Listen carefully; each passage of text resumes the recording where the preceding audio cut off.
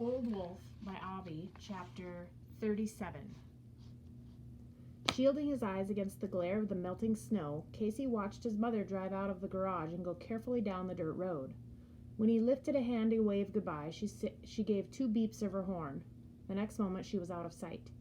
Casey stooped over, grabbed 2 fistfuls of snow, squeezed them into a ball, and threw it at nothing in particular.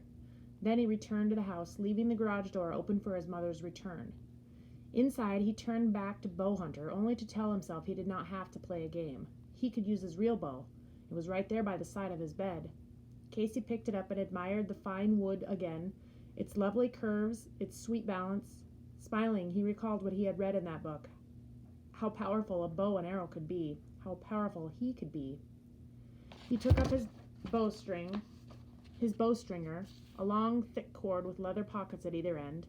As he practiced with his dad, he looped the larger leather pocket over one bow tip and then fitted the second pocket on the other end.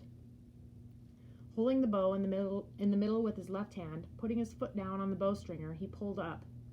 The action bent the bow enough for him to use his free hand to fit the bowstring itself on the 2 bow tips. Once he had checked that the string was properly attached, he lowered the bow. The bowstringer slipped off, but the real bowstring remained, taut and strong. He plucked it. It made a lovely twang. The bow was ready. He was ready. He knocked an arrow on the string. He was about to give a pull when the words about safety his parents had spoken came into his head.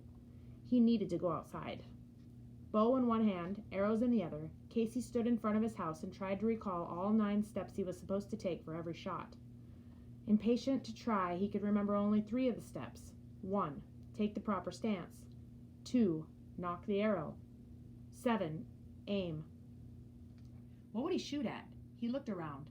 He decided that the garage would be the best target. It was big and the door was open. He would shoot the arrow inside so he would be able to find it. He selected one, dropping the others to the ground. After knocking his arrow, Casey took a wide stance, pulled back the arrow and string, used his right eye to aim, and released the arrow. Twang! Instead of going straight, the arrow flew wildly high, hit the garage roof at an angle, caromed off, and kept going, disappearing among the trees beyond. Casey stood stock still, astonished that the shot had gone so crazily. His parents would be upset if he lost that arrow. He was upset. Not wanting to lose the arrow, he set off through the snow in the direction he was sure the arrow had flown, toward the trees. In one hand he clutched the bow, in the other he held the remaining arrows.